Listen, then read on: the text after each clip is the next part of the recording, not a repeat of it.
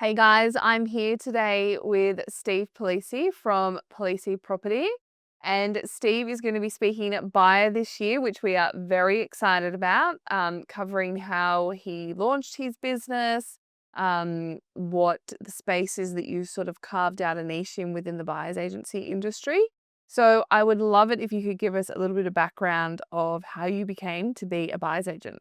Oh, okay. We'll start at the beginning. So I was actually an engineer. Okay. Used to design like robotic limbs, stuff like that. Yep.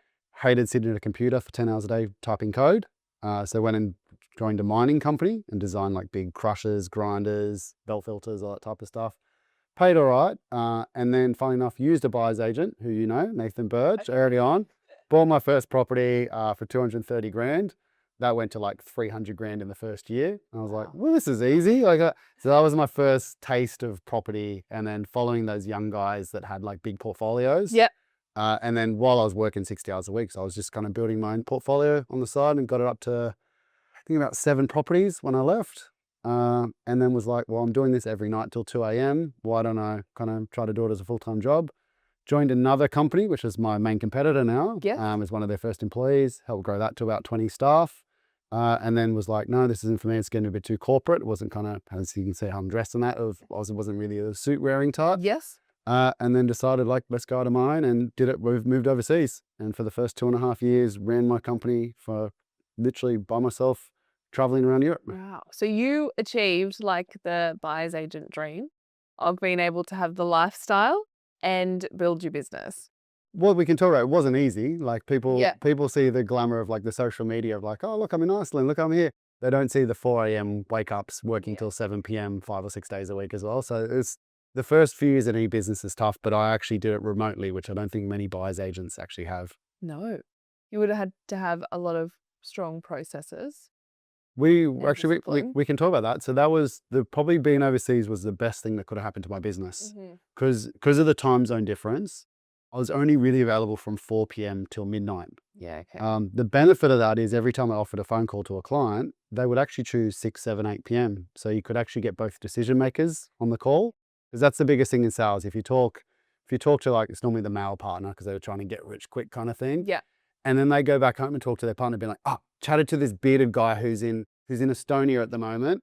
He said he can make us a 50 grand passive income through commercial. It just it gets nullified very quickly. So you actually get both decision makers on the call. So that was the first benefit. The second one was as I started hiring people, because I wasn't there to effectively like mentor them the same way with the amount of hours of being in office together, I had to write systems and processes. So I had to write SOPs. My CRM system, I would say, is probably the best CRM system in the country because like I Wow. actually designed it myself to the point where there's companies that come to you, and I'm not sure if we're going to have this at Buyer, Yep. that develop your CRM system. So I had one a couple of years ago come to me and say, oh, let me show you a CRM system. It's like, yeah, I'll give you 5 minutes. Showed me your CRM system. And then I pulled up my screen. I said, oh, mine does that, plus this, plus this. But he's like, you designing this? I'm like, yeah, yeah. But that's what sitting in Europe, kind of in a lounge chair, doing it yourself. Yeah. Kind of. Again, engineering background. So that CRM system and the processes by being remote meant my staff could operate basically without me, which is the most people do that in a business, 20 staff in, Mm. they kind of work themselves out of a job. Yeah. I did that remotely, which was really cool.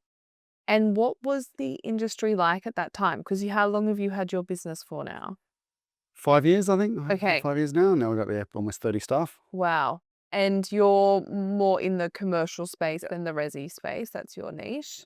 So I started in residential, and I'm not against residential. People Hmm. think because I'm a commercial guy, like, oh, don't buy resident.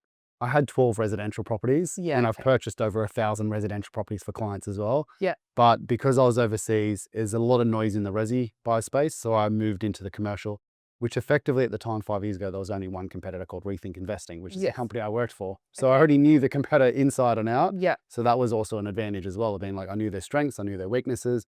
I also got to see how a company over 5 years, what goes right, what goes wrong, how it kind of scaled. And then that's why I've been able to implement it in literally a third the time. Yeah. Amazing. And are there a lot of commercial buyers agents coming out now? Like, Yeah. obviously, there's all this noise with the budget and, Yep. negative gearing, capital gains tax, et cetera, et cetera. So there is some talk that we're going to see more people leaning into Yep. commercial. What are your feelings on that? What are you seeing? Even prior to the recent budget Yep. changes, there's 20 plus resi buyers agents that are dipping the toe. There's people that are claiming to be gurus that do courses and all that Yep. type of stuff.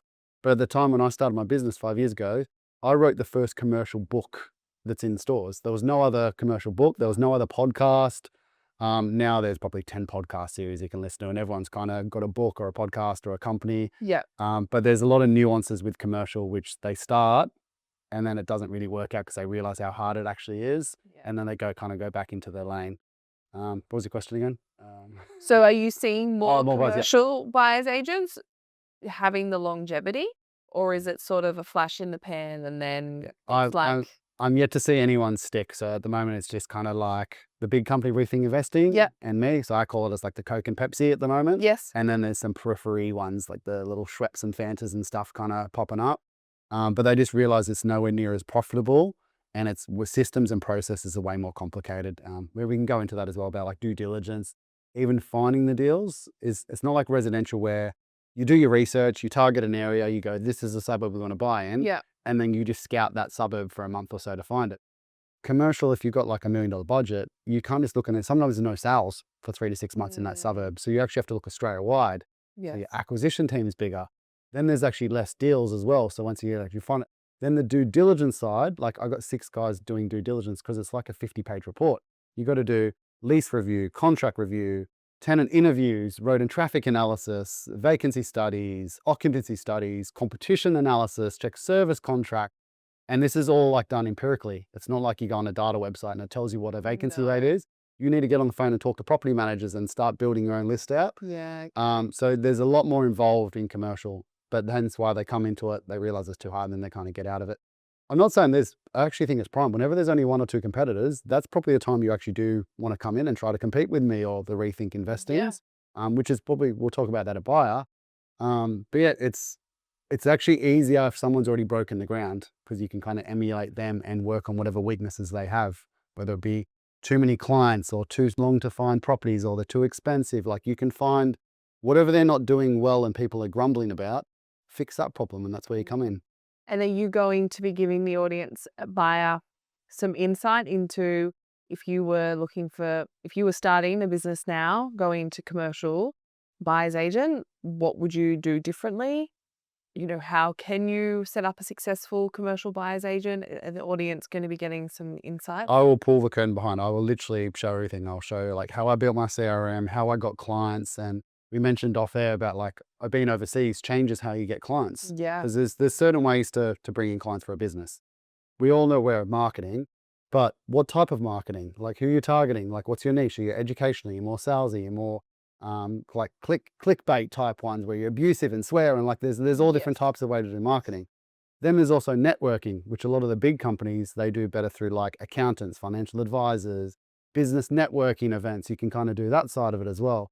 Then there's also just education. So I've got like a commercial course, a commercial book. I get clients through that without actually having to do anything, but I also had to write a book for 12 months. So like there's different ways. So I'll show you what I've done and then also what I think the easiest and lowest hanging fruit now is for the people watching. Well, you've got to be there at buyer this year to see it. Otherwise, you're not going to. Thank you so much, Steve, for your time. And we'll see you at buyer the 17th and 18th of August at the grounds of Alexandria. See you there, guys.